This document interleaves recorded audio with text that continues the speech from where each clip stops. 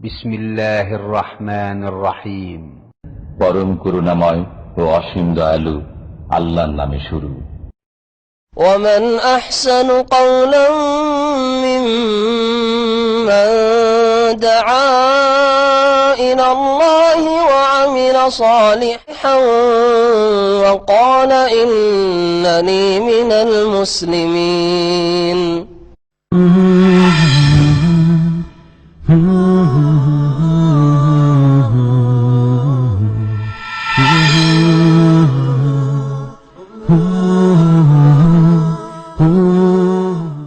আসসালামু আলাইকুম ওয়া রাহমাতুল্লাহি ওয়া বারাকাতুহু।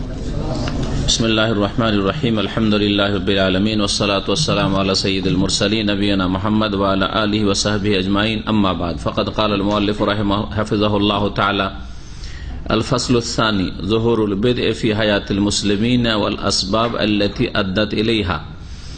আউয়ালান যুহুরুল বিদ'i ফি হায়াতিল মুসলিমিন ওয়া তাহতাহু মাসআলাতান। আল মাসআলাতুল উলা ওয়াক্তু যুহুরিল বিদ'i। قال شيخ الإسلام ابن تيمية رحمه الله: وعلم أن عامة البدع المتعلقة بالعلوم والعبادات إنما وقع في الأمة في أواخر عهد الخلفاء الراشدين، كما أخبر به النبي صلى الله عليه وسلم حيث قال: من يعش منكم فسيرى اختلافا كثيرا فعليكم بسنتي وسنة الخلفاء الراشدين المهديين من بعد الحديث। মহান আল্লাহর সমস্ত প্রশংসা, সালাত এবং সালাম নাযিল হোক প্রিয় নবী মুহাম্মদুর রাসূলুল্লাহ সাল্লাল্লাহু আলাইহি সাল্লামের উপর। আজকে এই শনিবারে আকীদাতুত তাওহীদের দর্শের বিষয়বস্তু হচ্ছে মুসলিম জীবনে বিদআতের সূচনা বা সূত্রপাত এবং বিদআতের কারণসমূহ। কেন মুসলিম সমাজে বিদআতের ছড়াছড়ি হয়েছে, আর মুসলিম জীবনে বিদআত কোন সময় চালু হয়েছে এবং কোন জায়গায়, কোন দেশে, কোন শহর থেকে প্রথম বিদআতগুলি চালু হয়েছে, একটি গুরুত্বপূর্ণ বিষয় আজকে রয়েছে। লেখক আল্লামা শেখ সালেহুল ফওজান হাফিজাহুল্লাহ তাআলা বলছেন, আল ফাসলুস সানি, বিদআত সম্পর্কে দ্বিতীয় অধ্যায়। যুহুরুল বিদ'i ফি হায়াতিল মুসলিমিন, মুসলিম জীবনে বিদআত সমূহের সূচনা, ওয়াল আসবাব আল্লাতী আদ্দাত ইলাইহা, এবং সেসব কারণ যা বিদআত পর্যন্ত পৌঁছিয়েছে, অর্থাৎ বিদআত মুসলিম সমাজে জেগে ওঠার বা বিদআতি কর্মকাণ্ড চালু হওয়ার কারণ সমূহ। প্রথমত বলছেন যুহুরুল বিদ'i ফি হায়াতিল মুসলিমিন, মুসলিম জীবনে বিদআত সমূহের সূত্রপাত। এর মধ্যে দুইটি বিষয় রয়েছে। ওয়া তাহতাহু মাসআলাতান, এতে দুইটি বিষয় নিয়ে আলোচনা হবে। আল মাসআলাতুল উলা, প্রথম মাসআলা হচ্ছে বা প্রথম বিষয় হচ্ছে ওয়াক্তু যুহুরিল বিদ'i। বিদ'a হচ্ছে বিদআতুনের বহুবচন। বিদআত সমূহের সূত্রপাত বা শুরুর সময়কাল কখন মুসলিমদের ইতিহাসে বা ইসলামের ইতিহাসে, উম্মতে মুসলিমার ইতিহাসে বিদআত শুরু হয়েছে, এ হচ্ছে প্রথম বিষয়। কালা শেখুল ইসলাম ইবনে তাইমিয়া রাহিমাহুল্লাহ, ইমাম শেখুল ইসলাম ইবনে তাইমিয়া রাহমাতুল্লাহ আলাইহি বলছেন, মাজমুউল ফাতাওয়া 10ম খণ্ড 354 পৃষ্ঠা রয়েছে। তার 37 খণ্ডে যে মজমুয়ে ফাতাওয়া রয়েছে, খুব বড় কিতাব, তার 10ম খণ্ডে রয়েছে। বলছেন, ওয়ালাম, হে মুসলিম জেনে রাখো, আন্না আম্মাতাল বিদ'i আল মুতাআল্লিকা বিল উমুম ও বিল উলুম ওয়াল ইবাদাত, অধিকাংশ বিদআত যা আকীদা এবং ইবাদতের সাথে সম্পর্কিত। এখানে উলুম বলতে ইলমের বহুবচন, আকীদা বোঝানো হয়েছে, ইবাদতের পাশাপাশি ইলম, কারণ আকীদা হচ্ছে প্রথম জ্ঞানের বিষয়। ইলমের ক্ষেত্রে মানে আকীদার ক্ষেত্রে, ইলমের ক্ষেত্রে বিদআত আবার কি হয়?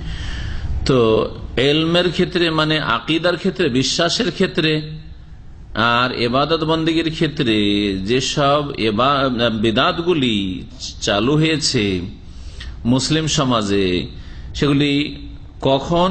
ইন্নামা ওয়াকা ফিল উম্মাতে ফি আওয়াখির আহদিল খুলাফায়ে রাশিদিন, এই বিদাতগুলির সূত্রপাত হয়েছে, শুরু হয়েছে এই বিদাতগুলি খোলাফায়ে রাশেদিনদের আমলের শেষ দিকে, খোলাফায়ে রাশেদিনের জামানার শেষ জামানায়। খোলাফায়ে রাশেদিনের জামানা কতদিন পর্যন্ত চলেছে? কত হিজরি পর্যন্ত? নবী করিম সাল্লাল্লাহু আলাইহি ওয়াসাল্লাম বলেছেন, আল খেলাফাত ফি উম্মতি 30 সানা, আমার উম্মতে খেলাফত চলবে, মানে খেলাফত আলা মিনহাজিন নবুয়া, একেবারে 100% নবী করিম সাল্লাল্লাহু আলাইহি ওয়াসাল্লামের তরিকায় বা নবুয়াতের তরিকায় খেলাফত চালু থাকবে। কতদিন? 30 বছর। তা 30 বছর খেলাফত চললো। আর নবী করিম সাল্লাল্লাহু আলাইহি ওয়াসাল্লামের ইন্তেকাল হচ্ছে 11তম হিজরি, মানে যদি মহরম থেকে বছর শুরু করা হয়, মহরম থেকে বছর শুরু করা হয় যেভাবে চলছে আরবি মাস, তাহলে জিলহজ মাসে বছর শেষ হয়ে গেল 10ম হিজরি। তারপরে মুহররম, সফর, রবিউল আউয়ালের 12 তারিখে নবী করিম সাল্লাল্লাহু আলাইহি ওয়াসাল্লামের ইন্তেকাল। তাহলে 11 হিজরির প্রথম দিকেই নবী করিম সাল্লাল্লাহু আলাইহি ওয়াসাল্লামের ইন্তেকাল, তাই না? তাহলে আর 30 বছর লাগালে কত হয়? 41 হিজরি। আর যদি নবী সাল্লাল্লাহু আলাইহি ওয়াসাল্লামের হিজরতের সময় থেকে শুরু করা যায়, মুহররম থেকে বছর শুরু না, হিজরতের সময় থেকে, তো নবী করিম সাল্লাল্লাহু আলাইহি ওয়াসাল্লাম হিজরত করেছেন রবিউল আউয়াল মাসে, তা রবিউল আউয়াল মাসে হিজরত করেছেন আর রবিউল আউয়াল মাসে ইন্তেকাল করেছেন। তাহলে রবিউল আউয়াল থেকে রবিউল আউয়াল পুরোপুরি কত বছর হয়? মদিনার জীবন 10 বছর হয়। আর 30 বছর হচ্ছে খেলাফতের আমল। আবু বকর সিদ্দিক রাদিয়াল্লাহু তাআলা 2 বছর, ওমর রাদিয়াল্লাহু তাআলা আনহু 10 বছরের একটু বেশি, 10 বছর কয়েক মাস, ওসমান রাদিয়াল্লাহু তাআলা 12 বছর কয়েক মাস, আর আলী রাদিয়াল্লাহু তাআলা আনহু প্রায় 5 বছর। মিলান কত বছর হয়? 2 বছর, 2 বছর ধরেন। আর তারপরে 10 বছর, তাহলে 12, আর 12 হচ্ছে ওসমান রাদিয়াল্লাহু তাআলা 12 24, আর 5 বছর। হ্যাঁ, আর ওই যে প্রত্যেকে 12 বছর একটু বেশি, 10 বছর একটু বেশি, আর আবু বকর সিদ্দিক 2 বছর একটু বেশি, সব মিলিয়ে আর 1 বছর। তাহলে কত হয়ে যায়? 30 বছর পুরা হয়ে যায়। 30 বছর পুরা হয়ে যায়, একটু কম থাকবে, ওই ঘাটতিটা পূরণ হবে, পুরোপুরি 40 পুরা হবে হাসান রাদিয়াল্লাহু তাআলা আনহু 6 মাসের খেলাফত দিয়ে। পঞ্চম খলিফা রাশেদিন, খলিফা রাশেদের পঞ্চম খলিফা রাশেদ বলা হয় হাসান বিন আলী রাদিয়াল্লাহু তাআলা আনহুকে। তিনি 6 মাস পরে খলিফা ছিলেন, তিনিও খলিফা রাশেদ। আর তারপরে তিনি দেখলেন যে মুসলিমদের 2 দলে বড়ই কলহার বিবাদ আর যুদ্ধ বাঁধতে যাচ্ছে, যার ফলে তিনি নিজে থেকে বিরক্ত হয়ে ছেড়ে দিলেন যে আমার এই খেলাফতের কোনো প্রয়োজন নাই, মুআবিয়া তুমি নিয়ে যাও বাবা, ছেড়ে দিলেন। তিনি নিজেই তানাজুল করে দিস। তানাজুল আজকাল যারা এখানে থাকে বুঝেন, মানে কফিল আপনাকে যদি ছেড়ে দেয়, রিলিজ করে দেয় আপনাকে, যে অন্য কফিল কাছে চলে যায়, এটা কি বলছেন? তানাজুল, মানে নিজের হক ছেড়ে দেওয়া, এটাকে তানাজুল বলা হয়। তো আপনার মালিক আপনাকে নিয়ে এসছে, আপনার কফিল, সে নিজের হকটা ছেড়ে দিল যে আমার কাছে আর থাকা তোমার জন্য জরুরি নয়, তুমি যেখানে ইচ্ছা যেতে পারো, এটাকে তানাজুল বলা হচ্ছে। তানাজুল নেমে যাওয়া নিজের হক থেকে। তিনি বলেন যে আমার এই খেলাফতের কোনো প্রয়োজন নেই, লোকেরা আমাকে খলিফা বানিয়েছে, আমি আসলে চাই না, তুমি না। তখন থেকে খেলাফতে রাশেদা শেষ, তখন থেকে মুলুকিয়াত শুরু হয়, রাজতন্ত্র শুরু হয়। কিন্তু রাজাদের মধ্যে সবচাইতে ভালো রাজা, এবং তাকেও খলিফা বলা হয়েছে, কিন্তু খলিফা রাশেদ বলা যাবে না, খলিফা রাশেদ বলা যাবে না, তিনি মুআবিয়া রাদিয়াল্লাহু তাআলা আনহু। তো রাজতন্ত্র যদি নাজায়েজ হইতো বা আপত্তিকর হইতো, তো সেই যুগে বড় বড় সাহাবায়ে কেরাম বেঁচে ছিলেন, তাবেঈনদের যুগ, সাহাবীদের যুগ, তারা এত বড় ভুলের উপর চুপ থাকবেন নাকি? তাহলে মওদুদি মতবাদ একটি ভ্রান্ত মতবাদ, যে রাজতন্ত্র হচ্ছে জাহিলিয়াত। মওদুদি আর ইখওয়ানি মতবাদ যে বলছে, এটি ভ্রান্ত একটি মতবাদ। তার মানে এই মতবাদের কথা সাহাবারাও জানতেন না, এই মতবাদের কথা তাবেঈনরাও জানতেন না, নাহলে তারা আপত্তি করতেন। আর না হলে জানতেন, তারপরেও তারা হককে গোপন রেখেছেন। হয় জানতেন না, অজ্ঞ ছিলেন নাউজুবিল্লাহ সাহাবায়ে কেরাম তাবেঈন, আর না হলে জানতেন, তারপরে জানার পরে কেউ যদি আমল না করে, তাহলে তাকে কি বলবেন? সত্যকে গোপনকারী। সঠিক ইসলামের তারা ছিলেন না, তারা সঠিক ইসলামের সাহাবা তাবেঈনরা ছিলেন না। এই মওদুদি মতবাদে বিশ্বাসী আর ইখওয়ানি মতবাদে বিশ্বাসীরা রয়েছে। সাহাবায়ে কেরামরা কখনো কখনো তারা ভুলের ওপর থাকতে পারেন না। ইবনে তাইমিয়া রাহমাতুল্লাহ আলাইহি বলছেন যে খোলাফা রাশেদিনদের শেষ আমলে কি হয়েছে? বিদআতের সূত্রপাত হয়েছে বা সূচনা হয়েছে। তার আগে বিদআত ছিল না। তাহলে কামা আখবারা বিহিন নবী সাল্লাল্লাহু আলাইহি ওয়াসাল্লাম, যেমন নবী করিম সাল্লাল্লাহু আলাইহি ওয়াসাল্লাম এই সম্পর্কে জানিয়েছেন। হাইসু কাল, তিনি বলেন, মাইয়াইশ মিনকুম, আবু দাউদের একটি হাদিস, আবু দাউদ তিরমিজিতে হাদিসটি রয়েছে, হাদিস হাসান সহিহ তিরমিজি বলেছেন, তোমাদের মধ্যে যারাই দীর্ঘদিন আয়ু পাবে, মাইয়াইশ মিনকুম, ফাসায়ারা ইখতিলাফান কাসীরা, সে বা তারা অনেক মতবিরোধ দেখবে, ইখতিলাফ শুরু হবে মুসলিম উম্মায়। নবী সাল্লাল্লাহু আলাইহি ওয়াসাল্লাম সাহাবায়ে কেরাম সম্বোধনকে বলছেন যে তোমরা যদি কিছুদিন বাঁচো, আয়ু পাও, তাহলে দেখবে যে অনেক মতবিরোধ, দ্বিমত। ফাআলাইকুম, তখন সমাধান কি? ফাআলাইকুম বিসুন্নতি, এই মানুষের মতবিরোধ থেকে বাঁচার জন্য সমাধান হচ্ছে যে আমার সুন্নতকে তোমরা আঁকড়ে ধরবে, ওয়া সুন্নাতিল খুলাফায়ে রাশিদিন আল মাহদিয়িন, আর হেদায়েত প্রাপ্ত খোলাফায়ে রাশিদিনের সুন্নাত আদর্শকে আঁকড়ে ধরবে। তারা তাহলে হক পথে থাকবেন এসব মতবিরোধের যুগে। ও আউয়ালু বিদআতিন যাহারাত, এখান থেকে বলতে চাইছেন সর্বপ্রথম কোন কোন বিদআতগুলি চালু হয়েছে। আজকাল মুসলিম সমাজে বহু বিদআত রয়েছে, শবে বরাতের বিদআত, মিলাদের বিদআত, কিয়ামের বিদআত, তারপরে বক্সাবার বিদআত, কবর মাজারের বিদআত, সুফিজমের বিদআত। কিন্তু এইসব বিদআতের আগে কোন কোন বিদআত শুরু হয়েছে প্রথম দিকে, খুব গুরুত্বপূর্ণ আলোচনা এখানে। ও আউয়ালু বিদআতিন যাহারাত, সর্বপ্রথম যে বিদআতের সূত্রপাত হয়েছে বিদআতুল কদরি, তাকদীর অস্বীকার করার বিদআত, কাদরিয়াদের বিদআত। কাদরিয়া যারা তাকদীরকে অস্বীকার করে, ভাগ্য বলে কিছু নেই, মানুষ যা করে তাই হয়, তার আগে আল্লাহর পক্ষ থেকে কোনো কিছু নির্ধারণ নেই, যেটা নির্ধারণ ছিল আল্লাহ রাব্বুল আলামিন লিখে রেখেছেন, এসব তারা মানত না। অবিদাতুল ইরজা, আর একটি বিদআত হচ্ছে মুরজিয়াদের বিদআত। ইরজা মানে পিছিয়ে দেওয়া, আমলকে ঈমান থেকে পিছিয়ে দেওয়া, মানে আমলের গুরুত্ব না দেওয়া মুসলিম জীবনে, হচ্ছে মুরজিয়াদের বিদআত। মুরজিয়াদের আকীদা কি?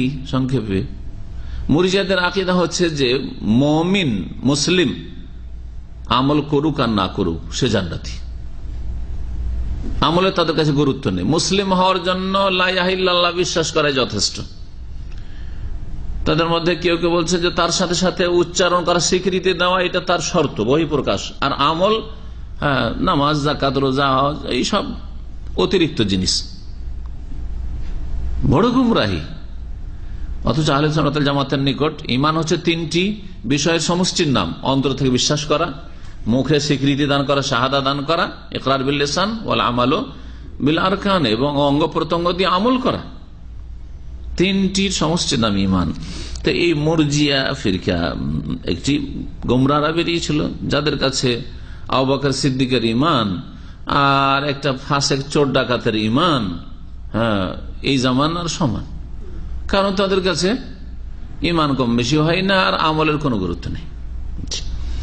অবিদাতুত তাশাইয়্যু, আর শিয়া রাফেজিদের বিদাত, যারা সাহাবাই কেরামদেরকে সকলকে গালমন্দ করে, একমাত্র কয়েকজন সাহাবী বা নবী সাল্লাল্লাহু আলাইহি ওয়াসাল্লামের আলে বাইত যাদেরকে বলে থাকে তাদের ভাষায়, তাদের ছাড়া 5 জন সাহাবী ছাড়া। ওয়াল খাওয়ারিজ, এবং খারেজিদের বিদাত। আরেকদিকে আরেক গোমরাহ ফিরকা হচ্ছে খারেজি, যারা অস্ত্র ধারণ করেছিল মুসলিম উম্মতের নেক লোকদের বিরুদ্ধে। খারেজি উসমান রাদিয়াল্লাহু তাআলা আনহুকে শহীদ করেছে, আলী রাদিয়াল্লাহু তাআলা আনহুকে শহীদ করেছে, আলী রাদিয়াল্লাহু তাআলার বিরুদ্ধে লড়াই করেছে, এবং আলী রাদিয়াল্লাহু তাআলা খুন করাকে সবচেয়ে বড় নেকি সওয়াবের কাজ মনে করত, বড় জিহাদ মনে করত। ধর্মের নামে গুমরাহ হয়েছে। আজকাল জঙ্গি যতগুলি রয়েছে, যতগুলি জঙ্গি দল আর যতগুলি সন্ত্রাসী রয়েছে, ইসলামের দোহাই দিয়ে করেছে, যেমন বর্তমানে দায়েশরা, এরা হচ্ছে এই খারেজিদের সন্তান। ইয়াকতুলুনা আহলাল ইসলাম, নবী সাল্লাল্লাহু আলাইহি ওয়াসাল্লাম তাদের সঙ্গে ভবিষ্যৎবাণী করেছেন যে ওদের লক্ষণ হচ্ছে তারা মুসলিমকে খুন করবে, ওয়ায়াদাউন আহলাল আওসান, আর মুশরিকদেরকে নিয়ে তাদের কোনো মাথার ব্যথা নেই, বরং মুশরিকদের সাথে কাফের ইহুদি নাসারাদের সাথে তারা ভিতর ভিতর মিলে আছে। ওয়ালামা হাদাসাতিল ফুরকা, তাহলে এইগুলি বিদআত প্রথম দিকে শুরু হয়েছে। খারিজিরা আলী রাদিয়াল্লাহু তাআলা খুন করছে, তার মানে খলিফা রাশিদের জামানায় খারিজি জন্মে গেছে। শিয়ারা সাহাবায়ে কেরামদেরকে গালমন্দ করা, অন্যদেরকে, আবু বকর, ওমর, ওসমানকে, আর আলীকে ইলাহ বলা, এটা আলী রাদিয়াল্লাহু জীবদ্দশায় শুরু হয়েছে। এই জন্য আলী রাদিয়াল্লাহু যখন জানতে পারলেন যে কিছু লোকেরা আমাকে ইলাহ বলছে, যে আমার মধ্যে এলাহি শক্তি রয়েছে, আমি দিতে পারি, আমি রক্ষা করতে পারি ইত্যাদি, তখন তাদেরকে ধৈর্য একটা গর্ত খনন করে তাতে আগুন জ্বালিয়ে পুড়িয়েছিলেন। তার জানা ছিল না যে আগুন দিয়ে মানুষকে মারতে হয় না, সেই জন্য এই কাজটি করেছিলেন। এটা যদি জানা থাকতো, তিনি পরে যখন জানতে পারেন হাদিসটি যে লা ইউআযযিবু বিন-নার ইল্লা রাব্বুন নার, আগুন দিয়ে আযাব শুধু আগুনের রব, আগুনের মালিক দিতে পারেন, অন্য কেউ দিতে পারেন না। তিনি বলছেন, তারপরে বলছেন আক্ষেপ করে, যদি হাদিস আমার জানা থাকতো তাহলে এদেরকে আমি হত্যা করতাম, আগুনে জ্বালাতাম না। কিন্তু শাস্তি দিয়েছেন, হত্যা করেছেন। জি, এটা আপন জায়গায় ঠিক করেছেন তিনি। এবং তিনি যেহেতু ইজতিহাদ করেছেন, তার মাসলা জানা ছিল না, যতটুকু জানছিলেন জ্বালিয়েছেন, সেটাও তার ভুল হইলেও তিনি তার উপর এক নেকি পেয়েছেন। যেমন মুজতাহিদ যদি ইজতিহাদ করে একটি মাসলা বা একটি সিদ্ধান্ত দেয়, আর সে যদি ভুলও করে তবু এক নেকি পাবে, আর যদি ঠিক করে তাহলে দুই নেকি পাবে। সুম্মা ফি আওয়াখির আসরি সাহাবা হাদাসাতিল কাদরিয়াতু ফি আখিরি আসরে ইবনে ওমর, না ওয়ালাম্মা হাদাসাতিল ফুরকাতু বাদা মাকতাল উসমান যাহারাত বিদাতুল হুরুরিয়া। উসমান রাদিয়াল্লাহু তাআলা আনহুর শাহাদাতের পরে মুসলিমদের মধ্যে, মুসলিম উম্মাহ সাহাবায়ে কেরামের মধ্যে যখন বিচ্ছিন্নতা সৃষ্টি হলো, তখন যাহারাত বিদাতুল হুরুরিয়া, হুরুরিদের বিদাতের সূত্রপাত হলো। হুরুরি খারেজিদের আরেকটি নাম। হুরুরা নামে একটি গ্রাম ছিল ইরাকে। এরা যখন আলী রাদিয়াল্লাহু তাআলা আনহুর দল থেকে বেরিয়ে গেল সিফিনের যুদ্ধে, সিফিনের যুদ্ধে যখন মীমাংসার জন্য দুই পক্ষ থেকে একমত হলেন আলী রাদিয়াল্লাহু তাআলা মুআবিয়া রাদিয়াল্লাহু তাআলার সাথে, যে আমরা এসব কলহ বিবাদ বাদ দিয়ে আমরা মিলে যাই। এই মিলে যাওয়াটা, মীমাংসা করাকে তারা অন্যভাবে নিল, এইভাবে গোমরাহ হল। তারা বলল যে না, আর মাঝখানে যে সালিস মানে তৃতীয় পক্ষ, আমর ইবনে আস, আবু মুসা আশারি, দুইজনকে দায়িত্ব দুই পক্ষ থেকে যে তোমরা এই মীমাংসাটা করবে। সালিস কেন নিল তৃতীয় পক্ষ? তৃতীয় পক্ষ নিয়ে নিল মানে শিরক করে ফেললো। আরে দুই পক্ষে যদি দ্বন্দ্ব হয় তো তৃতীয় পক্ষ লাগবে না মিলিয়ে দেওয়ার জন্য, মীমাংসা করার জন্য? কিন্তু মূর্খামি, এই খারেজিদের এই মূর্খামিটা সবচেয়ে বড় মূর্খামি। আজকাল জিহাদের আয়াত পড়ে ফিট করছে অন্য জায়গায়, মানুষ খুন করে, মুসলিমদের পুলিশ খুন করা, মুসলিমদের ঘর বাড়ি জ্বালিয়ে দেওয়া, আর মসজিদে ই করা, রাস্তাঘাটে আপনার কি বলছে বোমা বিস্ফোরণ করা, এগুলিকে তারা জিহাদ মনে করছে। এই মূর্খ আসলে এই খারেজি জাতটা সব যুগে। তো এরা বললো যে না, যখন তৃতীয় পক্ষ সালিস মেনেছে আলী, তো আলীও কাফের, মাওয়াও কাফের বলে আলী রাজা তারা দলে এরা ছিল, বেরিয়ে চলে গেল, দিয়ে একটা গ্রামে গিয়ে আশ্রয় নিল। ওই গ্রামটার নাম হচ্ছে হরুরা। এই জন্য এই খারিজি দলকে কি বলা হয়? হরুরি বলা হয়। মা আয়েশা রাদিয়াল্লাহু তাআলা আনহার বর্ণিত একটি হাদিসে রয়েছে, যখন একজন জিজ্ঞেস করেছিল যে মাসিক অবস্থা সম্পর্কে একটু কঠোরতা অবলম্বন করে মাসলা জিজ্ঞেস করতে হবে, হরুরিয়াতুন আনতে, তুমি কি খারেজি মহিলা নাকি যে মাসলা এই ধরনের কথা বলছো? সুম্মা ফি আওয়াখির আসরি সাহাবা, তারপরে সাহাবায়ে কেরামদের জামানার শেষ দিকে হাদাসাতিল কাদরিয়াতু, তকদীরকে অস্বীকার করার, কাদরিয়া দলের সূত্রপাত হয়। ফি আখির আসরে ইবনে উমর, সাহাবায়ে কেরামদের শেষ জামানায় মানে আব্দুল্লাহ বিন উমরের জামানায়। আব্দুল্লাহ বিন উমর পেয়েছিলেন কাদরিয়াদের যুগ, আব্দুল্লাহ বিন আব্বাস পেয়েছিলেন, জাবের রাদিয়াল্লাহু তাআলা পেয়েছিলেন, কারণ এরা দীর্ঘ সময় পেয়েছেন নবী করিম সাল্লাল্লাহু আলাইহি ওয়াসাল্লাম ইন্তেকালের পর। ওয়া আমসালু মিনাস সাহাবা, এই ধরনের অন্যান্য সাহাবায়ে কেরামরা পেয়েছিলেন এই কাদরিয়াদের যুগ। আব্দুল্লাহ বিন উমর কে এসে বলল হজের মৌসুমে যে কিছু লোকেরা বাসরায় বেরিয়েছে, সমস্ত বিদাতগুলি, বিদাতের স্থানের আলোচনা আসছে তখন জানে, সমস্ত বিদাতগুলি জন্মই নিয়েছে ইরাক। এত ফিতনার দেশ ইরাক, এত ফিতনার দেশ যুগে যুগে। বাসরাই না হয় কুফাই না হয় আর কোন শহর, এরকম অধিকাংশ, তখন দুটো শহর যেহেতু ছিল তো অধিকাংশ বিদাতগুলি বাসরা কুফা থেকে। কি বলছিলাম যে আব্দুল্লাহ ইবনে উমরকে এসে বলা হলো যে আমাদের বাসরাতে কিছু লোকেরা এরকম আজকাল বেরিয়েছে নতুন নতুন, যারা বলছে যে তকদির বলে কিছু নেই, যা মানুষ করে তাই হয়। হ্যাঁ, মানুষ নিজের কাজ কর্মকে সৃষ্টি করে, তো মানুষ কাজকর্মকে সৃষ্টি করে, সৃষ্টিকর্তা মানুষকে বানিয়ে দিল। এই জন্য কাদিরিয়ারা মুশরিক, মানে মানুষের কাজকর্মকে সৃষ্টিকর্তা মানুষকেই বানাই তারা, আল্লাহকে নয়। ইন্নাল ইবাদা খালিকুনা লিআফআলিহিম, তাদের আকীদা যে বান্দা নিজের আমলকে নিজে সৃষ্টি করে। অথচ আল্লাহ কোরআনে কেন বলছেন ওয়াল্লাহু খালাকাকুম ওয়া মা তা'মালুন, আল্লাহ তোমাদেরকেও সৃষ্টি করেছেন এবং তোমাদের আমল কাজকর্মকেও আল্লাহ সৃষ্টি করেন। জি, যে কাজগুলি আমাদের দ্বারা হচ্ছে না, সে ইবাদত বন্দেগীর কাজ হোক আর দুনিয়ার কাজ হোক, এগুলি কিন্তু আল্লাহর সৃষ্টি। এই যে হাতটা আমার নড়ছে, এটা কে সৃষ্টি করছেন? আল্লাহ। হ্যাঁ, আপনি যে খাচ্ছেন, হ্যাঁ, আপনি যে চলাফেরা করছেন, আপনি যে সালাত আদায় করছেন, আপনি যে কোনো আমল করছেন, কর্ম করছেন, এগুলি আল্লাহর সৃষ্টি। এরা বলছেন না, একটা লোক চুরি করছে, আল্লাহর সৃষ্টি। আল্লাহ ভালো সৃষ্টি করেন, মন্দ সৃষ্টি করেন। যেমন সৃষ্টি ক্ষেত্রে উপকারী জীবজন্তু আল্লাহ সৃষ্টি করেছেন, আর অপকারী জীবজন্তু সৃষ্টি করেছেন, কিন্তু হিকমত রয়েছে সাপ বিচ্ছু সৃষ্টি করায়, আছে না নেই? ঠিকই তেমনি একজন লোক নামাজ পড়লো, এই নামাজটা আল্লাহ পাকের সৃষ্টি। একজন লোক চুরি করলো, ডাকাতি করলো, সৃষ্টিকর্তা আল্লাহ। ওরা বলছে না, তাহলে তো আল্লাহর উপর দোষ চাপিয়ে দেওয়া হলো। যুক্তিকে যখনই প্রাধান্য দিতে গেছে তখনই কোন জাতি গোমরাহ হয়েছে। এইসব সাহাবায়ে কেরামের জামানায় এই ফিরকাগুলি বেরিয়েছিল, বিদাতি ফিরকা। হাদাসাতিল মুরজিয়া তো কারিবা মিন যালিক, মুরজিয়া দলটিও, এই বিদাতি দলটিও বেরিয়েছিল কাছাকাছি এই সময়গুলিতে। ওয়াম্মাল জাহমিয়া, তো আর একটি গোমরাহ দল হচ্ছে, বিদাতি দল হচ্ছে জাহমিয়া। ফাইন্নামা হাদাসু ফি আওয়াখির আসরি তাবেঈন, এই জাহমিয়া ফিরকা সাহাবায়ে কেরামদের আমলে জন্মায়নি, বরং তাবেঈনদের শেষ যুগে এরা জন্ম নিয়েছে। বাদা মতে উমর ইবনে আব্দুল আজিজ রাহিমাহুল্লাহ, উমর ইবনে আব্দুল আজিজ রাহমাতুল্লাহ আলাইহির ইন্তেকালের পরে। ওমর আব্দুল আজিজ রহমতুল্লাহর ইন্তেকাল প্রায় 100 হিজরির কাছাকাছি। তো ওই সময়গুলিতে 110 হিজরি পর্যন্ত যদিও সাহাবাই কেরামদের শেষ জামানা, কিন্তু 1-2 সাহাবাই কেরাম সেই জামানায় বেঁচে ছিলেন।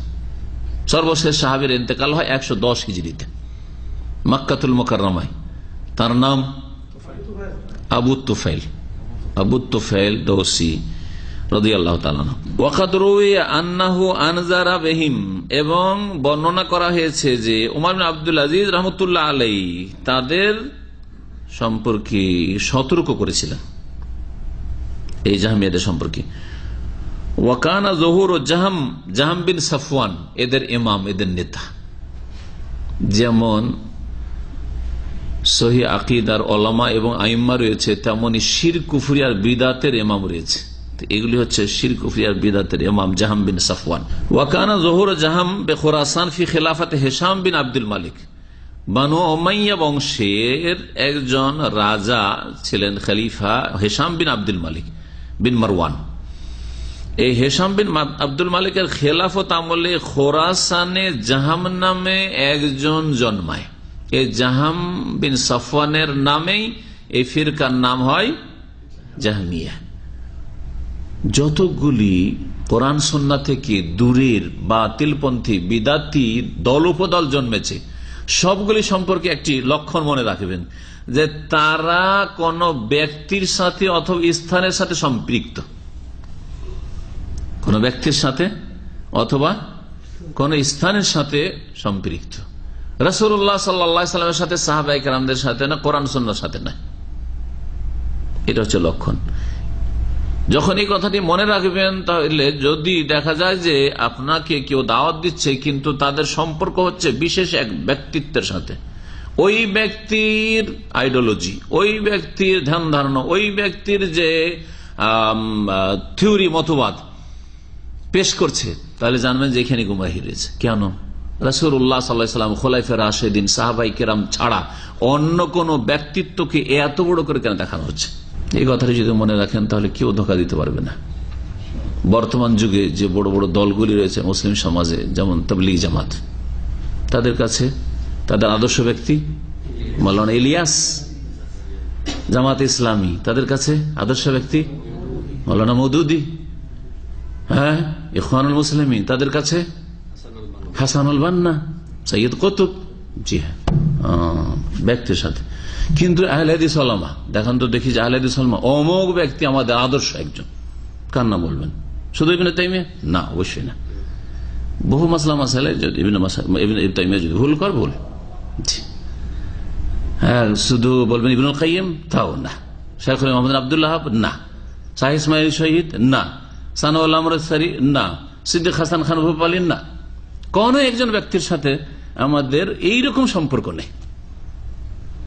আমাদের কেন্দ্রীয় ব্যক্তিত্ব একমাত্র সৈয়দুল মুরসালিন, খাতামুন নবীর, মুহাম্মদুর রাসূলুল্লাহ সাল্লাল্লাহু আলাইহি ওয়াসাল্লাম। এজন্য আমার কিতাবুত তাওহীদের দর্শ 2 বার করে হয়েছে। এখন কোর্সে তৃতীয়বার চলছে, একবারে শুরু থেকে শেষ করা। বহু জায়গায় যখন হাদিস জয়ীফ হয়তো কিতাবুত তাওহীদে স্পষ্ট ভাষায় বলা হয়েছে যে ওলামারা এই হাদিসটিকে, যে হাদিসটিকে কিতাবুত তাওহীদে নিয়ে এসেছেন শাইখুল ইসলাম ইবনে আব্দুল ওয়াহাব, হাদিসটিকে জয়ীফ বলেছেন, বলতে সামান্য দ্বিধা-দ্বন্দ্ব নেই। কিন্তু তাদের কাছে না, এত বড় বুজুর্গ ছিলেন, তিনি এই ছিলেন আর সেই ছিলেন।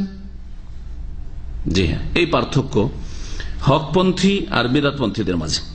দেখেন এই জাহমিয়া ফিরকা, জাহম বিন সাফওয়ানের সাথে সম্পর্ক। ওয়াহাযিহিল বিদআ যাহারাত ফিল কারনি সানি, এই বিদআতগুলি জাহমিয়াদের বিদআত, এই বিদআতগুলি কখন শুরু হয়েছে? বলছে যে দ্বিতীয় শতাব্দীতে। আল কারণ, কারণ শতাব্দীতে বলা হয়। 100 বছর হচ্ছে একটি কারণ। এটা কারণের শাব্দিক অর্থ হচ্ছে যুগ, কিন্তু পরবর্তীতে আজকাল নতুন আরবিতে কারণ ব্যবহার করা হচ্ছে, যেটাকে বাংলাতে কি বলা হচ্ছে? শতাব্দী, সেঞ্চুরি। জি, শতাব্দী। তো দ্বিতীয় শতাব্দী তার মানে 100 হিজরি পার হওয়ার পরে দ্বিতীয় শতাব্দী, মানে 101 থেকে শুরু করে 200 পর্যন্ত, এটা হচ্ছে দ্বিতীয় শতাব্দী। দ্বিতীয় শতাব্দী 200-র পর থেকে 201 থেকে শুরু করে 300 পর্যন্ত, এটা তৃতীয় শতাব্দী। অধিকাংশ আইম্মায়ে হাদিস, মুহাদ্দিস ইমাম বুখারী, মুসলিম, আবু দাউদ, নাসাই, তিরমিজি, ইবনে মাজাহ হচ্ছে তৃতীয় শতাব্দীর লোক। ইমাম বুখারী রাহমাতুল্লাহ আলাইহি ইন্তেকাল 256, তাই না? তৃতীয় শতাব্দীর। তাহলে এবার দেখবেন ওয়াসসাহাবাতু মওজুদুন ওয়াকাদ আনকারু আলা আহলিহা, যখন বিদআতগুলি চালু হয়, প্রথম দিকে যে বিদআতগুলি বলা হইল, সাহাবায়ে কেরাম তখন জীবদ্দশায় ছিলেন এবং তারা এই বিদআতীদের উপর আপত্তি করেছেন, বিদআতীদের প্রতিবাদ করেছেন। সুম্মা যাহারাত বিদআতুল ইতিজাল, তারপরে মুতাজিলাদের বিদআতের সূত্রপাত হয়। আরেকটি বিদআত হচ্ছে মুতাজিলাদের বিদআত। ওদের বেশ কিছু আহলে সুন্নাত ওয়াল জামাতের বিরোধী আকীদা রয়েছে, তার মধ্যে বড় ধরনের একটি আকীদা হচ্ছে যে কোরআন হচ্ছে আল্লাহর মাখলুক, সৃষ্টি। কোরআন আল্লাহর সিফাত, কালামুল্লাহ, কোরআন কালামুল্লাহ, আল্লাহর গুণ, এটা মানত না আহলে সুন্নাত ওয়াল জামাত। ইমাম আবু হানিফা, শাফি, মালিক, আহমদ, সমস্ত আইম্মা আহলে সুন্নাহ তারা একমত যে কোরআন হচ্ছে আল্লাহর কালাম, আল্লাহর বাণী, আর আল্লাহর বাণী আল্লাহর গুণ, আল্লাহর বাণী আল্লাহর গুণ। কিন্তু মুতাজিলা বলছে আল্লাহর বাণী এটা হচ্ছে আল্লাহর সৃষ্টি। এজন্য তারা এই কথা বলে না যে কোরআন আল্লাহ পাকের বাণী, আল্লাহ বলেছেন না, আল্লাহ সৃষ্টি করেছেন। কিভাবে গোমরাহ। ওয়াহাদাসাতুল ফিতনাতু বাইনাল মুসলিমিন, এবং মুসলিমদের মাঝে বহু ফিতনার সূত্রপাত হয়। ওয়া যাহারা ইখতিলাফুল আরাই ওয়াল মাইলু ইলাল বিদআ ওয়াল আহওয়া, আর মুসলিম সমাজে বিভিন্ন মত, পথ, আর বিদআতের দিকে আর কুপ্রবৃত্তির অনুসরণের দিকে ঝুঁকে যাওয়া, এসব শুরু হয়। যে পথ মত বিশ্বাসী সেদিকে ঝুঁকে যায় এবং কুপ্রবৃত্তির অনুসরণ করে, নিজেরটাকে শক্তিশালী করার জন্য আপ্রাণ চেষ্টা চালায়, হক সত্যকে যাচাই করার চেষ্টা করেন না। আরেকটি বিদআত তারপরে শুরু হয়, সেটা হচ্ছে তাসাউফের বিদআত, মানে সুফিবাদের বিদআত। এই সুফিবাদ হচ্ছে পীরতন্ত্র, পীরতন্ত্র, সুফিবাদ মানে পীরতন্ত্র। এই সুফিবাদ থেকে সমস্ত পীর মুরিদের ব্যবসা শুরু হয়েছে। তাহলে সুফিবাদ যখন বিদআত, তাহলে পীর মুরিদের ব্যবসা বিদআত। ইসলামে পীর মুরিদি নেই, না পীর আছে না মুরিদ আছে। স্পষ্ট ভাষায়, এই স্পষ্ট ভাষায় আমাদের সহিহ আকীদার উলামায়ে কেরামদের কি আগে, অনেক আগে বলা উচিত ছিল, কিন্তু জানি না কি যে কারণ রয়েছে। হতে পারে যে কোরআন সুন্নাহর যারা গবেষক ওলামা আরবদের, তাদের কিতাবাদি, তাদের গবেষণাগুলি পৌঁছেনি, আর এই পীর মুরিদের ব্যবসার সামনে হয়তো তারা ওইভাবে দাঁড়াতে পারেননি আর মুখ খুলতে পারেননি। তাদের কিছু ভণ্ডামির কথা উল্লেখ করলো, তাদের মৌলিক আকীদার অসারতা আর ইসলাম বিরোধিতা আর কুফরি আর শিরকিয়াত প্রমাণ করেন নাই। হ্যাঁ, কিছু কিতাব আমাদের দেশে আছে, পীরতন্ত্রের রাজবুলিল্লাহ, আর তারপরে বিভিন্ন রকম এইরকম কিতাব কিছু লিখেছে আমাদের সহিহ আকীদার আলেম ওলামারা আজকে 30 বছর 40 বছর আগে হয়তো। কিন্তু তারপরে সাধুবাদ বা এই ধরনের কিতাব, গুরুবাদ, এই ধরনের কিছু কিতাব রয়েছে ভালো কিছু আলেম লেখা বা গবেষকদের, কিন্তু সেগুলিতে তাদের আকীদা ওয়াহদাতুল ওজুদ আর হুলুল এর কুফরি আকীদা, ফানার কুফরিয়া শিরকি আকীদা, তাসাউরের শেখ পীরের ধ্যানের শিরকি আকীদা, এসবগুলির আলোচনা করেনি, যাতে করে মানুষের চোখ খুলে যেত যেগুলি ইসলাম নয়, পীর মুরিদি ইসলাম নয়। ওয়া যাহারাত বিদআতুত তাসাউফ, সুফি ইজমের বিদআতের সূত্রপাত হয়। আর সুফি ইজম যখন পীর মুরিদের বিদআত শুরু হয়, তো পীর মরলেই তখন কবর পাকা, আর কবর পাকা হইলেই তখন সেখানে একটা ইনকাম সোর্স খুলে যায়। হ্যাঁ, তখন অরুজ শুরু হয়ে যায়, আর সেখানে নজরানা আসা শুরু হয়ে যায়, আর মানুষের জিয়ারতার ভিড় ভাড় এসব হিড়িক পড়ে যায়, যার ফলে বড় একটা ইনকাম সোর্স হয়ে দাঁড়ায় এদের এই মাজার ব্যবসা আর পীর মুরিদির ব্যবসা।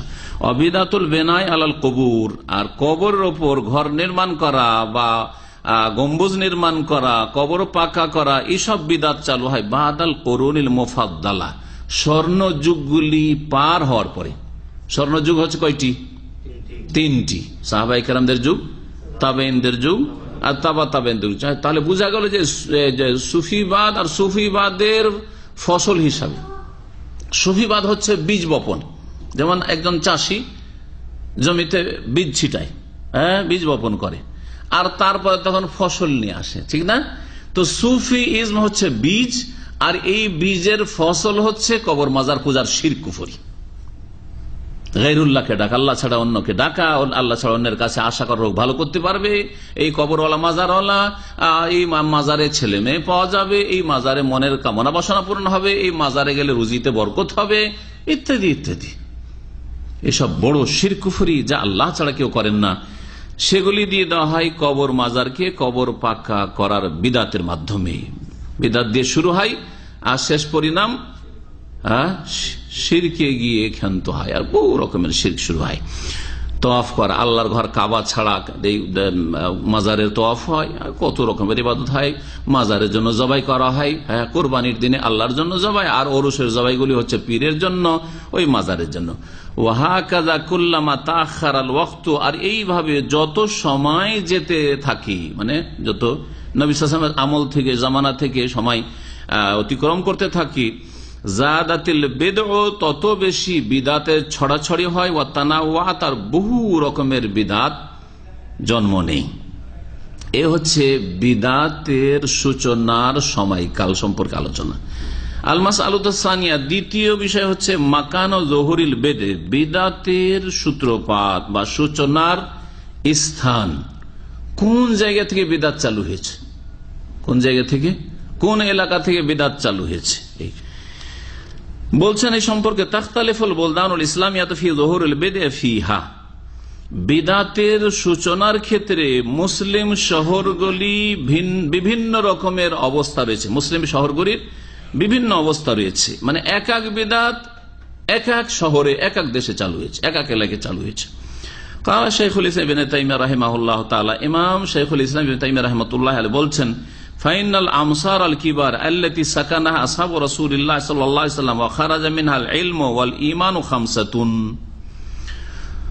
বলছেন যে বড় বড় শহরগুলি, আমসার মিসরের জামা, আর মিসর মানে শহর। আজকাল তো মেসর একটা দেশের নাম, তাই না?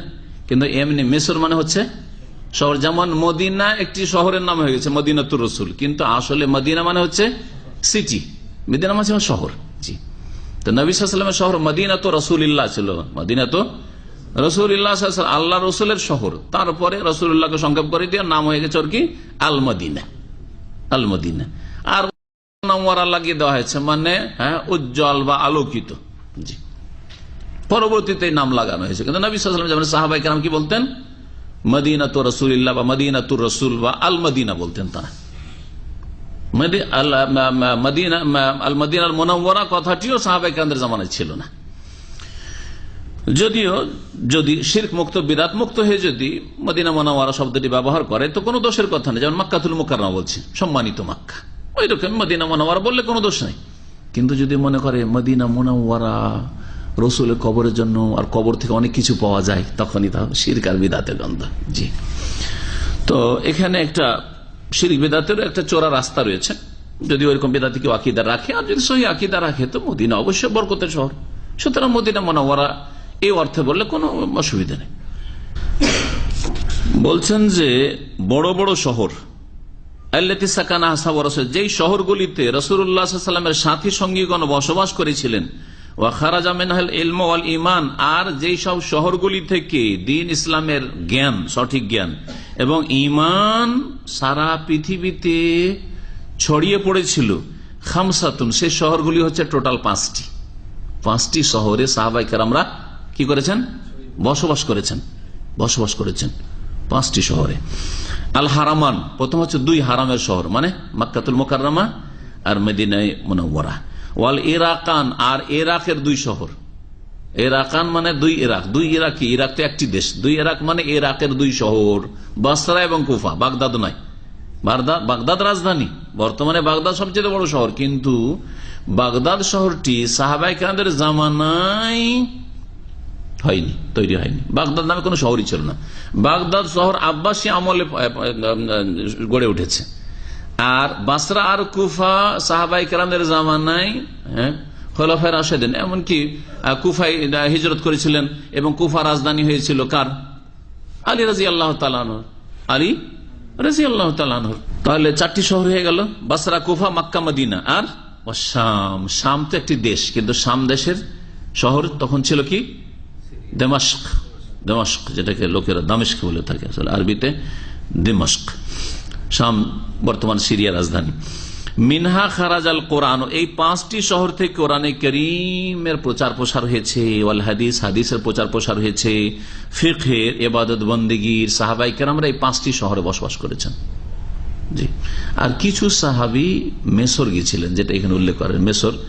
মেসরে তখন একটি শহর ছিল, কায়রো ছিল না। কায়রো ছিল না, তখন ফুস্তাত নামে একটি শহর ছিল। জি।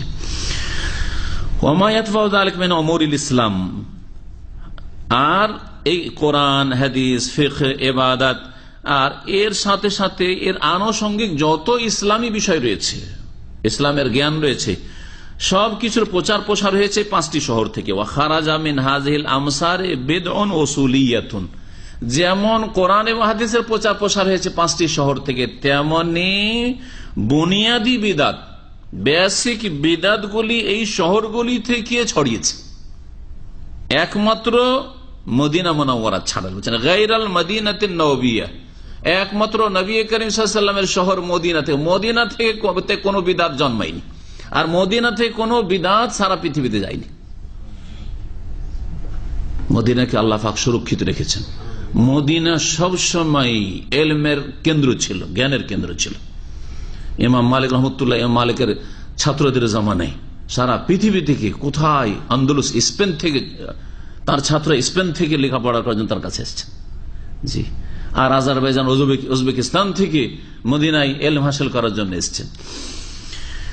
ফালকুফা, তো এখন দেখেন তাহলে যখন মদিনা বাদ গেল, তাহলে বাকি শহরগুলি থেকে বিদাতে ছড়াছড়ি হয়েছে। তো কোন কোন শহর থেকে বলছেন ফালকুফা তো খারাজা মিনহা তাশাইয়্যু ওয়াল ইরজা, কুফা শহর থেকে শিয়া মতবাদ, রাফেজিদের মতবাদ, সাহাবায়ে কেরামদেরকে গালমন্দ করা, আর নবী পরিবার, নবী পরিবার আবার বিবিদেরকে শামিল করছেন না, আলী, ফাতেমা, হাসান, হোসেন, এদের মধ্যে আল্লাহর গুণ, এই রকমের শিরকি কুফরি আকীদা রাখা, এই শিরকি কুফরি আর গুমরাহির বিদআত শুরু হয় শিয়াদের বেদ থেকে, কুফা থেকে। জি। এই কুফার লোকেরা হুসাইনকে খুন করলো, খুন করার পরে দেখলো যে চোর তো ধরা খেয়ে যাবে, আমরাই তো চোর, খুনি, তখন তারাই মাতম করা শুরু করলো। শিয়ারাই খুন করেছে আর শিয়ারাই মাতম করা শুরু করেছে। ওয়াল ইরজা, এবং মুরজিয়া ফিরকা ওইখান থেকে বেরোয়, যারা বলছে যে লা ইলাহা ইল্লাল্লাহ পড়ে নেওয়াই যথেষ্ট আর বিশ্বাস করা যথেষ্ট, আমলের কোনো প্রয়োজন নেই। আজকালকার বর্তমান যুগের মুসলিম শতকরা 99 বেশি হচ্ছে মুরজিয়া। এরা নামাজ টামাজ পড়ে না, জাতিতে মুসলিম জান্নাতের আশা করে বসে আছে, এরাই তো মুরজিয়া। নিজেদের নাম এখনকার লোকেরা মুরজিয়া রাখে না, কিন্তু এটা আমলে কি মুরজিয়া। এদেরকে নামাজের কথা বললে গুরুত্ব নেই, রোজার গুরুত্ব নেই, রোজা ছাড়ে, নামাজ ছাড়ে, আর জান্নাতের আশা করে বসে আছে। কাফিরা এখন হাই লিপ্ত, সুদ খায়, ঘুষ খায়, হারামে লিপ্ত থাকে, সংশোধন করে, মুরজিয়া যাবে, মুরজিয়া সব বর্তমান যুগের অধিকাংশ মুসলিমরা। আর এই কুফা থেকে শিয়া মতবাদ আর মুরজিয়া মতবাদ সারা পৃথিবীতে অন্য অন্য দেশে ছড়িয়ে পড়ে। এর পরে অন্যান্য শহরেও ছড়িয়ে পড়ে শিয়াদের ভ্রান্ত মতবাদ, তারপরে ইরানে যায়, আর ইরান গিয়ে শিয়াদের কেন্দ্রে পরিণত হয়। কিন্তু প্রথম ইরাক থেকে শিয়াদের ভ্রান্ত মতবাদ জন্ম হয়। ওয়াল বাসরা খারাজা মিনহাল কাদরু, ইরাকের আরেকটি শহর হচ্ছে বাসরা। বাসরা থেকে কাদরিয়াদের বিদাতের প্রচার প্রসার ঘটে। ওয়াল এতেজাল, আর মুতাজিলাদের, ও নসুকিল ফাসিদ, এবং ভ্রান্ত ইবাদত বন্দেগীর জন্ম হয়। তাহলে মুতাজিলা ফিরকা, কাদরিয়া ফিরকা যারা তাকদীরকে অস্বীকার করত, আর যারা ভ্রান্ত ইবাদতবন্দি, ভ্রান্ত ইবাদতবন্দি মানে ইবাদতবন্দির ক্ষেত্রে নবীর তরিকায় নাই, বিদাতি তরিকা ইবাদতবন্দি করা, বিদাতি তরিকায় ইবাদতবন্দি করা, তার মধ্যে এটা হচ্ছে সুফিজম। সুফিবাদের মাধ্যমে আল্লাহকে পাওয়া, এর মাধ্যমে আল্লাহকে পাওয়া, এই বাসরা থেকে শুরু হয়। তো সুফিজমের জন্ম হয় বাসরায়।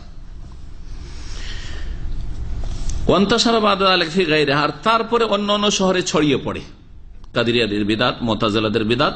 তারপরে যখন বাগদাদ গড়ে উঠল, বাগদাদে সবচেয়ে বেশি শক্তিশালী হয়ে ওঠে এই মুতাজিলাদের গুমরাহি বিদাত, এমনকি শাসককেও তারা গ্রাস করে ফেলে। আর শাসক তখন জুলম অত্যাচার চালাতে থাকে আলেম ওলামা ইম্মা কিরামদের উপর। ইমাম আহমদ রহমতুল্লাহ আলাইহির উপর যে কত আযাব আর শাস্তি দিয়েছে এই জালেম শাসকরা আব্বাসীদের। ওয়াশাম কানা বিহা নাসব ওয়াল কদরু, আর শাম দেশে দামেস্কে নাসেবি জন্ম নেয়, নাসেবি বিদাত। নাসেবি বিদাত হচ্ছে পুরো অপোজিট শিয়াদের। শিয়ারা রসুলের পরিবার অর্থাৎ রাসূলুল্লাহ সাল্লাল্লাহু আলাইহি সাল্লামের বংশ, যাদেরকে তাদের ভাষায় বলে কারা, আলী, ফাতেমা আর হাসান হোসেন, আর এদের বংশধর। এরাকে একবারে আল্লাহর শক্তি দিয়ে শিরক কুফরিতে লিপ্ত হয়েছে, গুমরাহ হয়েছে। আর নাসেবিরা এর একেবারে বিপরীত দিকে।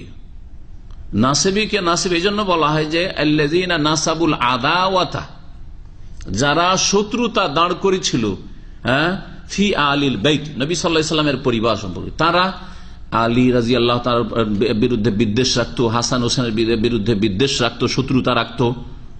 জি, এরকম একটা পরিবেশ তৈরি হয়ে গেছিল যে ওখানে যেহেতু দামেস্কে মুআবিয়া রাদিয়াল্লাহু তাআলা দীর্ঘদিন সেখানে গভর্নর ছিলেন, আর তারপরে যখন মুআবিয়া রাদিয়াল্লাহু তাআলা খলিফা হইলেন তখন সেখানে তার রাজধানী হয়ে গেল।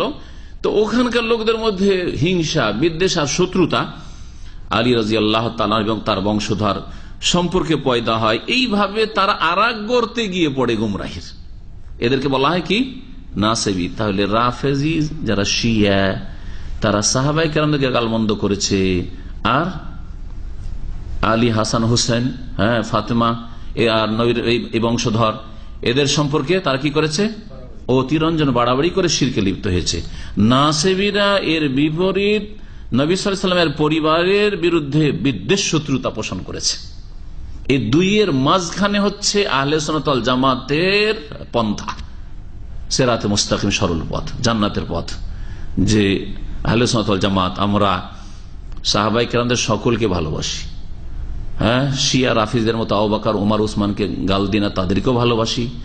আর নাসেবিদের মতো আলী, ফাতেমা, হাসান হোসেন তাদেরকে গালমন্দ করে তাদের বিরুদ্ধে আমরা হিংসা বিদ্বেষ রাখি না, তাদেরকেও সমানভাবে ভালোবাসি।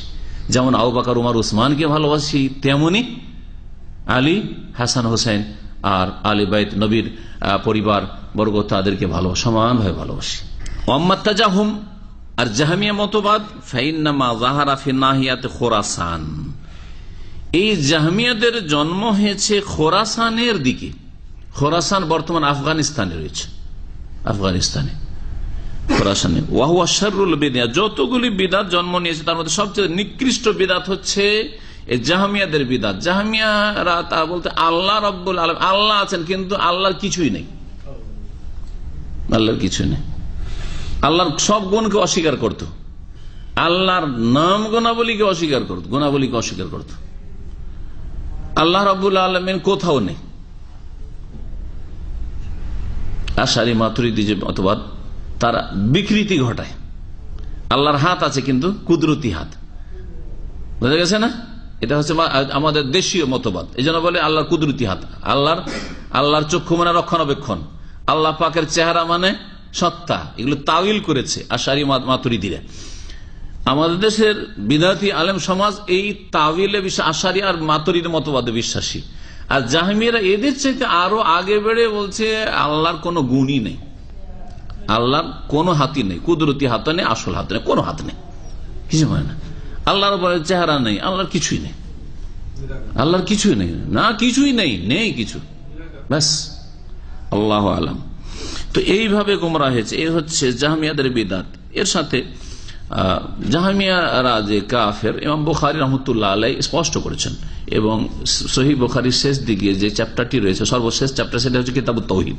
কিতাবুত তাওহীদে জাহমিয়াদের ভ্রান্ত মতবাদের খণ্ডনে তিনি বেশ কিছু অধ্যায় কায়েম করেছেন। তার মধ্যে একটি, জাহমিয়ারা বলতো যে আল্লাহ পাক নেকি গুনাহ ওজন করবেন না, নেকি গুনাহ কোনো কিছু ওজন হবে না। কি করে ওজন হবে? বলছে কি করে ওজন করা যাবে? ওজনের জন্য ওয়েট লাগবে, কি করে ওজন হবে? কিন্তু আজকে ওই কথাটি কেউ বলবে না, এটা অমুসলিমও বলবেন না। আজকে ভাই আপনার তাপমাত্রা, আমার শরীরে কতটা জ্বর আছে, বা এই রুমে কতটা টেম্পারেচার আছে, রাস্তাঘাটে কতটা এখন টেম্পারেচার আছে, ওজন হচ্ছে না? হচ্ছে না, ওজন হয়ে যায়। সুতরাং নেকি কেমন করে ওজন হবে আর গুনাহ কেমন করে ওজন হবে, এখন আর যুক্তি যারা বুঝে তারাও অস্বীকার করবে না, কিন্তু জাহমিয়ারা অস্বীকার করেছে। এই জন্য সর্বশেষ অধ্যায় হচ্ছে সহিহ বুখারীর বাবু কওলিল্লাহ তাআলা ওয়া নাযাউল মাওয়াজিন আল কিসত লিয়াউমিল কিয়ামাহ, কিয়ামতের দিনে আল্লাহ পাক ন্যায়ের দাঁড়ি পাল্লা কায়েম করবেন। তারপরে হাদিস, শেষ হাদিস নিয়ে এসে সুবহানাল্লাহি ওয়া বিহামদিহি কালিমাতানে খাফিফাতান আল লিসান সাকিলাতান ফিল মিজান হাবিবাতান ইলার রহমান সুবহানাল্লাহি ওয়া বিহামদিহি সুবহানাল্লাহিল আযীম। সাকিলাতান ফিল মিজান, দাঁড়ি পাল্লায় কি হবে? খুব ওজনসই হবে, ভারী হবে। তাহলে বোঝা গেল দাঁড়ি পাল্লা আছে। সুতরাং জাহমিয়াদের মতবাদ হাদিস বিরোধী আর আয়াত বিরোধী, কোরআন বিরোধী, এ কথা প্রমাণ করেছেন ইমাম বুখারী রাহমাতুল্লাহ আলাইহি। যাই হোক, এই সব বিদাতি দল। আর বললাম এতক্ষণ পর্যন্ত বিদাত কোন কালে শুরু হয়েছে আর কোন জায়গায় শুরু হয়েছে, কোন স্থানে শুরু হয়েছে, কোন কোন শহরে শুরু জন্ম নিয়েছে, এ সম্পর্কে আলোচনা হলো। ওয়াকানা যুহুরুল বিদআ বিহাসবিল বুদ আনিদ দারিন নববিয়্যা, এই বিদাতগুলি যে সূত্রপাত হয়েছে, যত দূরে মদিনা থেকে তত বেশি বিদাত জন্মেছে ওখানে। মদিনা যেহেতু এলমের কেন্দ্র, জ্ঞানের কেন্দ্র, মদিনার আশেপাশে বিদাত জন্ম নিতে পারেনি। এর থেকে বোঝা যায় যে এলমের নূর কোথাও যদি জ্যোতি থাকে, তাহলে সেখানে গুমরাহি আশ্রয় নিতে পারবে না। আপনার পরিবারে একজনকে যদি ভালো কোরআন শোনা আলেম বানাইতে পারেন, তাহলে কবর মাজার পূজা আপনার বাড়িতে স্থান নিতে পারবে না, সুফিবাদ আপনার বাড়িতে স্থান নিতে পারবেন। কিন্তু বিদাতি মাদ্রাসায় পড়াবেন তো বিদাত ওইগুলিতে পড়াচ্ছেন। এই জন্য মাদ্রাসায় পড়াতে গিয়ে দেখতে হবে যে আপনি মাদ্রাসা মানে কোরআন শোনার মাদ্রাসায় পড়াচ্ছেন না ওই সুফিবাদ পড়াবার মাদ্রাসায় পড়াচ্ছেন। আপনার কারখানাটা কি, ফ্যাক্টরিটা কি? বিদাতের ফ্যাক্টরিতে পড়িয়ে কওমি মাদ্রাসাতে ওই সব তরিকত পড়াবেন, দিয়ে কি তৈরি হবে? ওর চাইতে ভালো কলেজ ইউনিভার্সিটি যদি পড়তো, আর আল্লাহকে ভয় করতো, পরকাল সম্পর্কে চিন্তাশীল হইতো, আর মগজটা খোলা রাখতো কোরআন এবং হাদিস কবুল করার জন্য, আল্লাহ এবং রাসূলের কথা, ওহির কথা, তাহলে অনেক ভালো ছিল। এই জন্য বিদাতি মাদ্রাসায় পড়াবার চাইতে অনেক ভালো বিদাতি মাদ্রাসায় পড়া মানে ব্রেনে ভাইরাস ঢুকিয়ে দেওয়া। খবরদার ছেলে মেয়েদেরকে বিদাতি মাদ্রাসায় পড়াবেন না, কোন বিদাতি মাদ্রাসায় পড়াবেন না, সে হালকা বিদাতি হোক আর ভারী বিদাতি হোক। কারণ আমাদের দেশে বিদাতি দুই রকম আছে, বিদাতি দুই রকম আছে। একবারে সরাসরি কবর মাজার পূজারী বিদাতি, 1800 মাইজ ভান্ডারি দিওয়ানবাগী, আর অন্যান্য দেওবন্দি বিদাতি, তবলিগি বিদাতি, জামাতি বিদাতি, এইসব বিদাতি মাদ্রাসায় পড়াবেন না। আপনাদের কল্যাণের জন্য বলছি, কারণ চোখ না খুলে দিলে বুঝতে পারবেন না।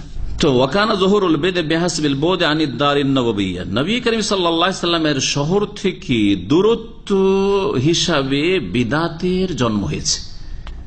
যে শহরগুলি যত দূরে তত বেশি বিদাত জন্ম নিয়েছে। ফালাম্মা হাদাসাতিল ফুরকাতু বাদা মাকতাল উসমান যাহারাত বিদাতুল হুরুরিয়া, যখন ওসমান রাদিয়াল্লাহু তাআলা আনহুর শাহাদাতের পরে মুসলিম জাতিতে বিচ্ছিন্নতা দেখা দিল, ফাটল দেখা দিল, তখন খারিজিদের বিদাতের সূত্রপাত হইল, খারিজিদের বিদাত বেরোল। যেই দলটি ওসমান রাদিয়াল্লাহু তাআলা আনহুর বাড়িতে আক্রমণ করার জন্য আসলো আর খুন করলো, তারা হচ্ছে খারিজি। খলিফায়ে রাশেদের বিরুদ্ধে বেরিয়ে আসা, মসজিদকে ঘেরাও করা, বাড়িকে ঘেরাও করা, মসজিদে নামাজ পড়তে আসতে দেয় না, পানি পান করতে দেয় না, তিনি সেই কূপ খনন করে ক্রয় করে দিয়েছেন। হ্যাঁ, এরা হচ্ছে প্রথম খারিজি, প্রথম বাগী। সুতরাং মুসলিম শাসকের বিরুদ্ধে কোন যুগে বেরিয়ে কল্যাণ এনেছে এমন ইতিহাস নেই। এটি আমার কথা নয়, এটি ইমাম ইবনে তাইমিয়া রাহিমাহুল্লাহ বলছেন যে 1400 বছর ইতিহাসে মুসলিম জালেম শাসকও যদি হয়, আরে ওসমান জালেম ছিলেন না, ওরাই জালেম ছিলেন, কিন্তু যদি জালেম গুনাহগার ও শাসক হয়, জালেম শাসকের বিরুদ্ধে বেরিয়েও কখনো যে কল্যাণ নিয়ে এসেছে এমনটা দেখা যায়নি। যারা হাজ্জাজ বিন ইউসুফ জালেমের মতো খুনি, যে লাখ লাখ মানুষকে খুন করে, তার বিরুদ্ধেও যারা বেরিয়েছিল তারাও জাতির জন্য কোন কল্যাণ এনে দিতে পারেনি। শেষে তারাই সব জবাই হয়েছিল, তাদেরকে হত্যা করা হয়েছিল, আর এমন অশান্তি সৃষ্টি হয়েছিল দেশে যে কোনো নিরাপত্তা ছিল না, ভালো মানুষের কোনো নিরাপত্তা ছিল না। সন্দেহের ভিত্তিতে ধরে ধরে জবাই করতো আর বন্দি করতো। হবে না? হবে না? এবার 2-4 জন যদি লোক, কিছু ধার্মিক লোক জালেম শাসককে যদি মেরে দেয়, তো বাকি যতগুলি ধার্মিক তাদের জুলুম অত্যাচার চলবে না? চলবে না? হ্যাঁ, সন্দেহের ভিত্তিতে। তাই হচ্ছে না? হচ্ছে না? বাংলা ভাই আব্দুর রহমান এই গুমরা খারিজি গুলো কি করলো?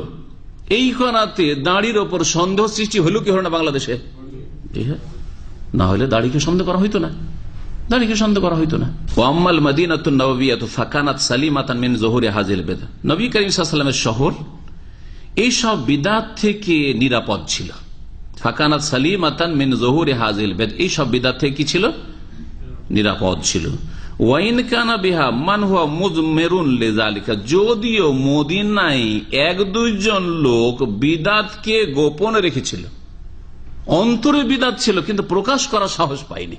কারণ মদিনায় যদি বিদআত প্রকাশ করে তো খবর আছে, দমন করা হবে।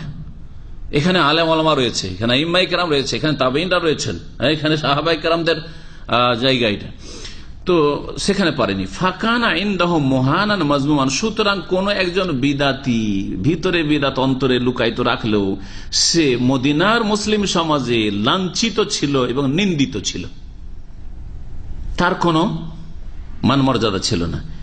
ইদ কানা বিহা কওমান মিনাল কাদরিয়াতি ওয়া গায়রিহিম, কারণ সেখানে একদল কাদরিয়াও আত্মগোপন করেছিল আর অন্যান্যরাও আত্মগোপন করেছিল, কিন্তু প্রকাশ করতে পারে না। ওয়ালাকিন কানু মাকহুরিনা যালিলিনা, কিন্তু তারা ছিল তারা মাকহুরিনা যালিলিনা, তারা লাঞ্ছিত ছিল, তারা অপদস্থ হয়েছিল, তাদের কোনো মান মর্যাদা ছিল না। দেখেন একটা বিদাতি বক্তা বাংলাদেশে ভারতে বুক ফুলিয়ে বক্তব্য করছে, আর হাজার হাজার লাখ লোক শ্রোতা হিসাবে তার মাহফিলে হাজির হচ্ছে না? হচ্ছে না? সেখানে বুক ফুলিয়ে, কিন্তু সৌদি আর বুক ফুলিয়ে বিদাতি বক্তব্য করতে পারবে? এখানে যদি বিদাতিও আসে তো সোজা হয়ে সাপের গর্তে ঢোকার মতো সোজা হয়ে ঢুকবে। ও তাওহীদের কথা একটু বলবে, সুন্নতের কথাই বলবে, আজে বাজে কথা বলতে সাহস পাবে না। জি, তো ওই রকম মদিনাতুর রাসূল সাল্লাল্লাহু আলাইহি ওয়াসাল্লামের অবস্থা ছিল যে কিছু বিদাতি থাকলেও লাঞ্ছিত, অপদস্থ এবং তুচ্ছ হয়ে, আর কেউ চিনত না তাদেরকে, এইভাবে তারা আত্মগোপন করে থাকতো। তাদের কোনো সেখানে এমন কোন মানিজ্য ছিল না। বেখালাফি তাশাইয়্যু ওয়াল ইরজা ফিল কুফা, এর বিপরীত কুফাতে শিয়া মতবাদ আর মুরজিয়া মতবাদ মাথা চাড়া দিয়েছিল একবারে। খোলাখুলি শিয়াদের প্রচার চলছে, খোলাখুলি সেখানে মুরজিয়াদের প্রচার, ধর্মকর্ম চলছে। ওয়াল ইতিজাল মুতাজিলাদের ধর্মকর্ম, বিদআতে নুসাক, আর যারা ধর্মের নয় ভ্রান্ত ইবাদত গুজার, এই যে সুফিদের বিদআত বাসরাই ছিল, খোলাখুলি বাসরাই। এই যে আপনার কি বলছে রাবিয়া বাসরি, কোথাকার? বাসরা শহরের, এই জন্য তো রাবিয়া বাসরি বলা হচ্ছে। রাবিয়া বাসরি এক হাতে কি নিয়ে, লোটায় পানি, 1 লোটা পানি, আর এক হাতে আগুন নিয়ে দিয়েছে দৌড় রাস্তায়। এটা বাসরাতে সম্ভব হয়েছে, মদিনায় সম্ভব হইতো না। কোথায় যাচ্ছেন? কোথায় যাচ্ছেন? বলছে আজকে যাচ্ছি জান্নাত আর জাহান্নামের জন্য। কি জন্য? বলছে যে যারা জান্নাতের আশায় ইবাদতবন্দি করে তাদের আশাকে একবার গুড়িয়ে দেব, আশাকে নিরাশায় পরিণত করবো। এই একটু আগুন দিয়ে কি করব? জান্নাতকে জ্বালিয়ে ছারখার করে দেব।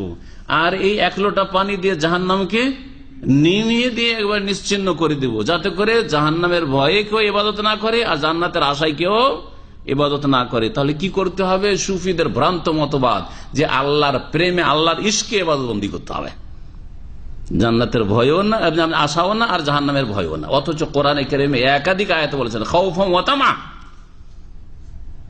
ভয়, আল্লাহর আযাবের ভয়ে এবং আল্লাহর নিয়ামতের আশায় ইবাদতবন্দি করবে, দোয়া করবে, এসব কথা কোরআনে কারিমে রয়েছে।